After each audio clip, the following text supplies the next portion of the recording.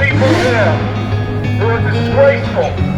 They are ungrateful wretches refusing to take the vaccine.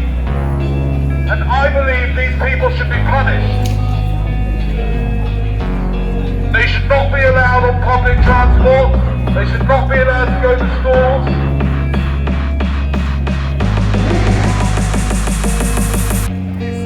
What do you think we should do